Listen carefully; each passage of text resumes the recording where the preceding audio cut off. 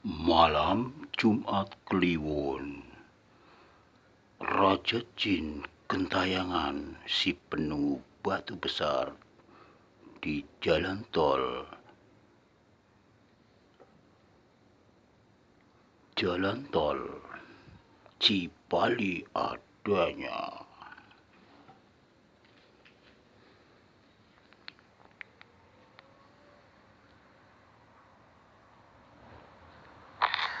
لا إله إلا الله وحده لا شريك له له الملك وله الحمد يحيي ويميت وعلى كل شيء قدير. Tidak ada Tuhan yang wajib disembah kecuali Allah yang Maha Esa. Tidak ada sekutu baginya. Dialah yang mempunyai kekuasaan.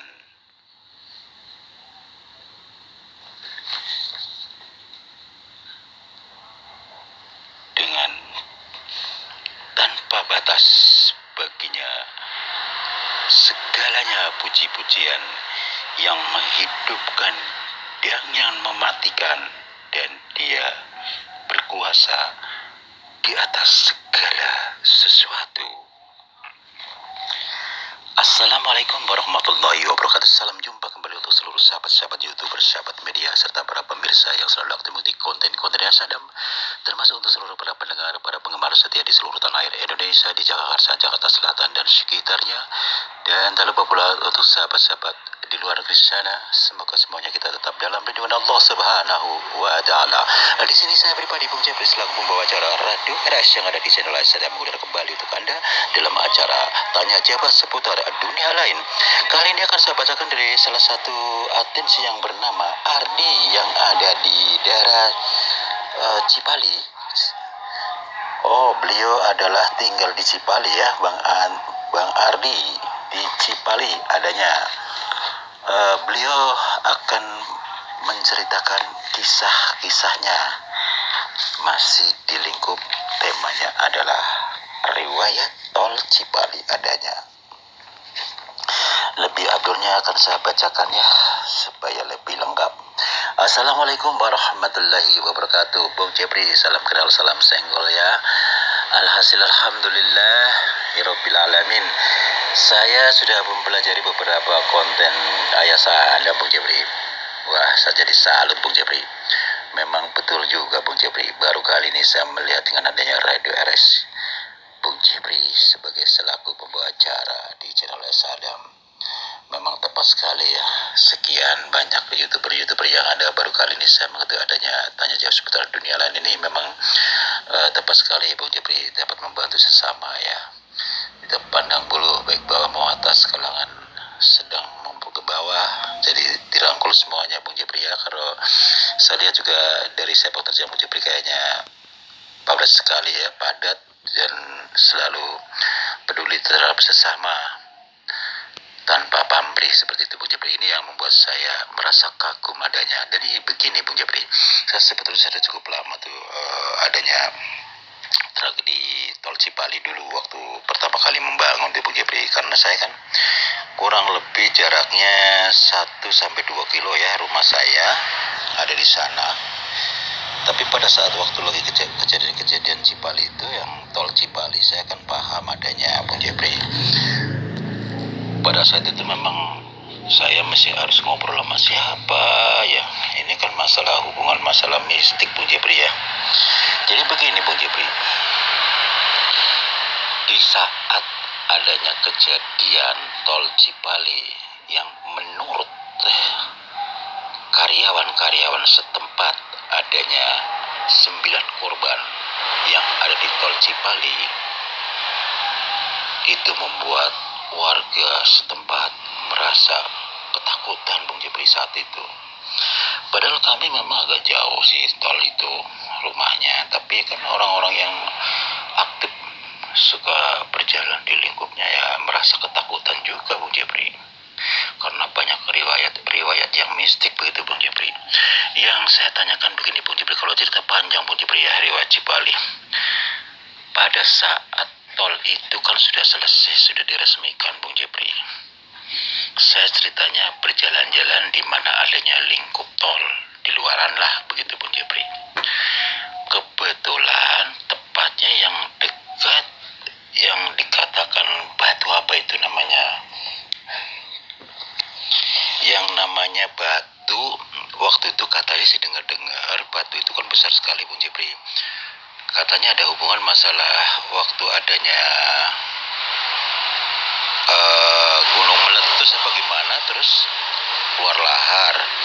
Nah disitulah salah satu saksi batu besar itu sebagai menjegal adanya luapan-luapan lumpur panas begitu maksudnya Bu Jepri. Nah, disitulah dapat diselamatkan. Makanya kembali lagi masalah hubungan dengan masalah kali mati, yaitu karena bekas lumpur lahar yang panas, sehingga sampai saat ini pun memang dikatakan kali mati karena memang tidak bisa ditanamin, tanah itu kering, kerontang begitu Bung Jepri. Yang saya tanyakan saya pribadi yang hubungan dengan masalah dedemit gitu Bung Jepri. Waktu itu saya berjalan pas malam Jumat Kliwon Bung Jepri, ceritanya jalan-jalan di pinggir tol Cipali. Yang membuat saya kaget, jam 9 malam Bung Jepri, ada yang berjalan di atas pinggiran tol. Di tol itu kan pinggirannya ada pembatas tembok gitu ya Bung Jepri. Dia nengkreng di situ berjalan bolak-balik, tinggi sekali Bung Jepri. Pada saat saya melihatnya, kurang lebih jaraknya cuma 4 meter Bung Jepri. Memang saya ada di balik tembok pembatas itu. Karena saking penasarannya Bung Jepri, aku pikir orang lagi kerja atau mungkin lagi ngapain lah, saya nggak tahu lah Bung Jepri. Memang mirip manusia Bung Jepri, cuman ukurannya besar tinggi Bung Jepri. Pada saat itu kan memangnya lampunya memang udah terang Bung Jepri. Kebetulan di situ agak redup, yang terdapat ada orang yang berjalan di atas tembok batas. Di saat saya penasaran, saya ceritanya iseng ngambil batu Bung Jepri. Saya timpuk tuh tembok yang di bawah supaya dia bereaksi Bung Jepri, karena saya terus terang penasaran. Tiba-tiba dia menghilang Bung Jepri. Nah di saat dia menghilang Bung Jepri, saya tengok kanan kiri Bung Jepri. Itu padahal masih jam 9 Bung Jepri, banyak kendaraan bolak-balik. Lantas saya juga nengok kanan kiri Bung Jepri sampai saya bulu kuduknya merinding. Takutnya dia nyamber ke saya. Betul juga Bung Jepri. Pada saat saya lagi tengok kanan tengok kiri, ternyata ada di belakang saya Bung Jepri. Dia bilang katanya apa Bung Jepri? Kenapa kau ganggu saya? Ada apa? Ada urusan apa dengan saya? Nah disitulah saya mau lari gimana ya. Lantas saya sambil mundur menghindari dia sambil berbicara, mohon maaf, saya cuma iseng aja, nggak ada hubungan dengan mengganggu Anda. Siapakah Anda sebenarnya? Saya katakan demikian Bu Jepri. Saya berani karena banyak orang lalu lalang Bu Jepri. Tapi kenapa orang lain nggak ngerti apa ya? Hanya cuma saya diketahui kali ya Bu Jepri ya. Nah disitulah dia bicara. Jangan sekali-kali ganggu kami. Kami sedang bermain-main di situ. Tempat saya adalah di batu besar itu, di Cipali adanya. Itulah saya salah satu penghuni di situ. Si jin raksasa, saya adalah rajanya. Dia katakan demikian Bung Jepri. Akhirnya saya mengatakan, ya sudah, kalau begitu yang penting saya bukan tujuan untuk mengganggu Anda, silakan. Saya juga niatnya cuma jalan-jalan saja, tidak ada kaitan mengganggu Anda, dipersilakan. Dia tiba-tiba tertawa Bung Jepri, sampai saya tuh merinding Bung Jepri. Akhirnya apa Bung Jepri? Saya pulang dah buru-buru, cerita dah sama kawan-kawan di rumah. Kawan-kawan sampai ketakutan. Lantas ternyata Bung Jepri, saya terbawa mimpi Bung Jepri. Persis ketemu pada saat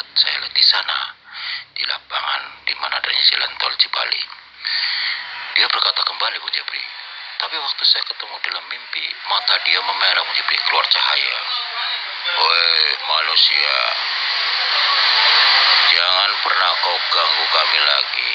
Hati-hati, kamilah penguasa lingkup jalan tol Cipali yang bersemayam di batu besar itu. Hehehehehe, dia sampai begitu Bung Jepri.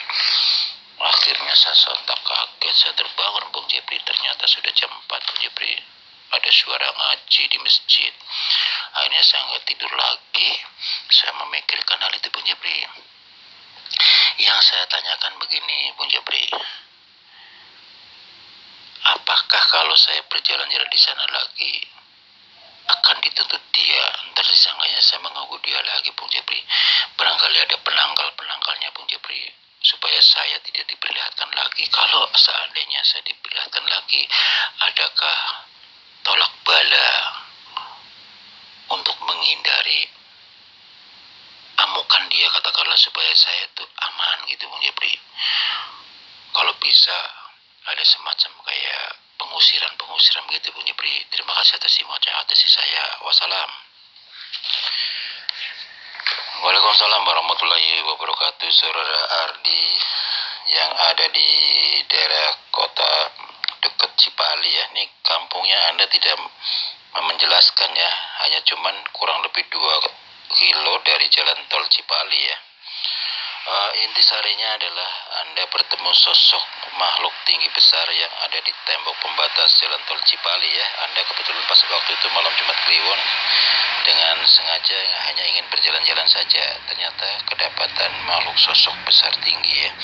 Dan dia mengakui bahwasanya dia adalah salah satu raja jin si penunggu batu besar itu. Jadi kembali lagi kepada saudara Adi, kalau tidak salah di situ adalah yang sudah pernah diriwayatkan namanya batu glemen apa itu? Batu glemen ya. Menurut orang sana katanya ada hubungan dengan masalah Gunung Merapi saat meletus tuh ya.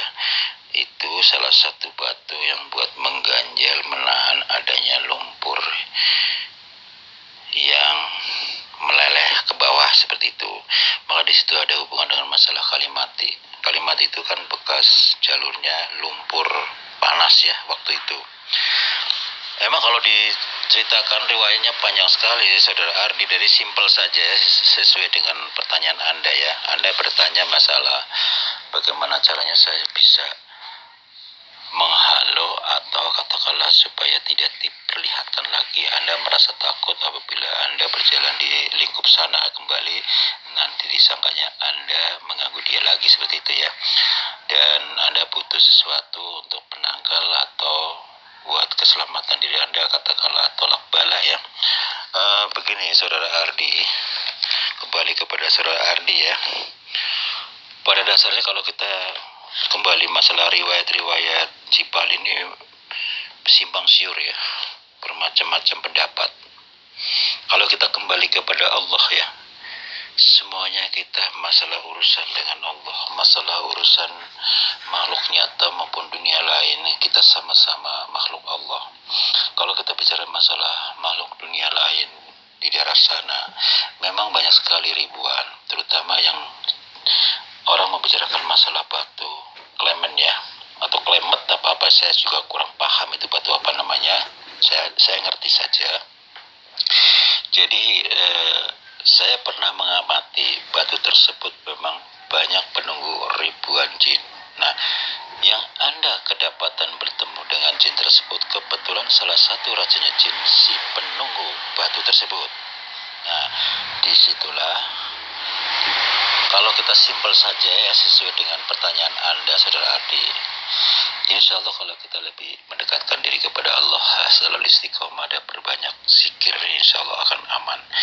Dan perlu saya beritahukan kepada saudaraku Ardi, berbanyaklah puasa dan istiqomah berzikir berkepanjangan. Misalnya Anda mengamalkan suratul Fatihah mau yang 21 kali atau yang mengambil 10.113, dan di surat Al-Kahfi di 107 sampai 110 Anda bacakan 3.313 dan ayat kursi 1313. Nanti Anda kalau bisa pakai wangi-wangian bolehlah, minyak sabaron yang original ya, itu sebagai media. Dan termasuk air putih matang buat minum ya. Nanti setelah Anda tawasul kurang lebih dalam 1 minggu harus kelar itu ya, wiridan itu. Anda tiupkan di minyak sabaron dan air putih. Anda niat, ya Allah, saya niatkan Engkau dengan wasilah doa-doa tersebut semoga bermanfaat bagi hamba dan untuk kepentingan kemaslahatan banyak orang. Tiupkan di minyak sabaron tersebut dengan air putih tadi sebagai penghantar ya, untuk bermanfaat serbaguna, terutama untuk pemagar diri hamba, termasuk keluarga hamba dan harta hamba. Dan apabila suatu saat saya dibutuhkan banyak orang, saya harus menolongnya. Mudah-mudahan amalan-amalan tersebut bermanfaat untuk orang banyak. Seperti itu ya, Anda tiupkan di minyak sabaron termasuk air putih tadi 3 kali bersamaan membaca la haula wala quwwata illa billahil aliyyil azim, insyaallah. Dan untuk saudara Ardi, kembali kepada Anda dari surat Al-Kahfi ayat 107 sampai ayat 110 itu sebagai ilmu pamungkas ya. Karena kita sebagai orang punya lebih, misalnya katakanlah ya, harus memiliki salah satu ya, katakanlah sebagai ilmu pamungkas yang dibutuhkan apabila kita sangat mendesak dibutuhkan, seperti kejadian Anda bertemu dengan jin, rajanya jin tersebut. Anda cukup membaca itu 1 kali, niat karena Allah, jagalah hamba ya Allah. Kalau memang Anda tidak mau diperlihatkan, jauhkan dari pandangan saya dan jauhkan dari dia, misalnya gitu. Dan jagalah hamba serta harta hamba. Lantas Anda membaca surat Al-Kahfi yang ada di 107 sampai 110 dan surat Al-Fatihah dan ayat kursi masing-masing sekali ya. Dan kembali kepada masalah amalan tadi, saudara Ardi, yang terakhir pas menutupnya dengan surat Al-Fatihah sampai An-Nas masing-masing 9 kali ya. Itu setiap hari terakhir Anda menyicil amalan tersebut kan dalam 1 minggu. Tetap dari bacaan surat Al-Fatihah sampai An-Nas masing-masing 9 kali setiap penutup doa ya. Nanti dalam akhir daripada 7 hari tersebut Anda prakteknya gampang. Misalnya mau bikin air doa, bacanya cukup sekali-sekali aja, misalnya surat Al-Fatihah, ayat kursi, terus surat Al-Fatihah sampai Anas masing-masing 9 kali dan ayat kursi 1 kali, dan surat Al-Kahfi yang di ayat 107 sampai ayat 110 1 kali. Tiupkan ke air, misalnya tujuannya apa, misalnya untuk kesehatan orang, misalnya lagi sakit, ialah angkat penyakit si A. Apabila ada sesuatu yang mengganggu pada dirinya, keluarkan dari tubuhnya, misalnya begitu. Lantas ditiupkan 3 kali dengan baca la haula wala quwwata illa billahil aliyyil azim. Lantas suruh diminumkan. Insyaallah orang yang sakit, yang ada hubungan dengan masalah magic dan sebagainya, atau hubungan dengan masalah hal gaib, akan sehat kembali dia. Kalau memang terdapat adanya hal-hal gaib, dia akan keluar dari tubuhnya, insyaallah saudara Adi. Demikianlah saudara Adi yang ada di daerah Cibali sana ya. Mudah-mudahan Anda tetap dalam lindungan Allah Subhanahu wa taala. Mudah-mudahan Anda puas atas pencerahan dan solusi dari saya, dan tolong amalkan itu dengan baik ya, untuk kemaslahatan kebaikan banyak orang, bukan untuk disalahgunakan ya. Demikianlah saudara pendengar yang berbahagia di seluruh tanah air Indonesia, di Jakarta Selatan dan sekitarnya. Karena waktu jelas kami harus turun dari udara. Insya Allah kita jumpa lagi besok di waktu yang sama dengan acara sama, tanya jawab seputar dunia lain. Saya pribadi Bung Jebri selaku pembawa acara radio RS yang ada di channel Ais Sadam. Apabila ada kesalahan baik sengaja dan sengaja, saya pribadi mohon maaf. Wassalamualaikum warahmatullahi wabarakatuh. Ihdinas shiratal mustaqim. Innahu min Sulaiman wa innahu bismillahirrahmanirrahim. Allahumma salli ala ridhoka wal jannah wa na'udzubika min syahhatika wan nar. Shadaqallahul adzim.